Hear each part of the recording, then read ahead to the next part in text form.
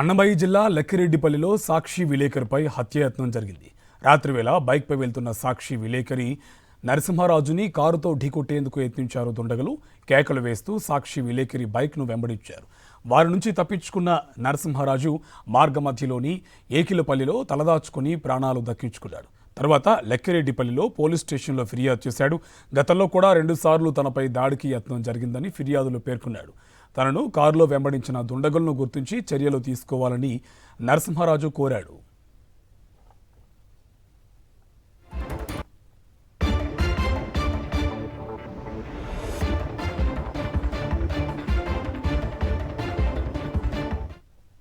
అన్నమయ్య జిల్లా లక్కిరెడ్డిపల్లిలో సాక్షి విలేకరిపై హత్యాయత్నం జరిగింది. రాత్రివేళ బైక్పై వెళ్తున్న సాక్షి విలేకరి నరసింహారాజుని కారుతో ఢీకొట్టేందుకు యత్నించారు దుండగులు.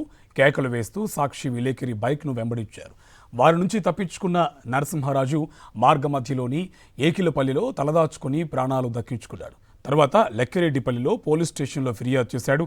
గతంలో కూడా 2 సార్లు తనపై దాడికి యత్నం జరిగిందని ఫిర్యాదులో పేర్కొన్నాడు. తనను కారులో వెంబడించిన దుండగులను గుర్తించి చర్యలు తీసుకోవాలని నరసింహారాజు కోరాడు.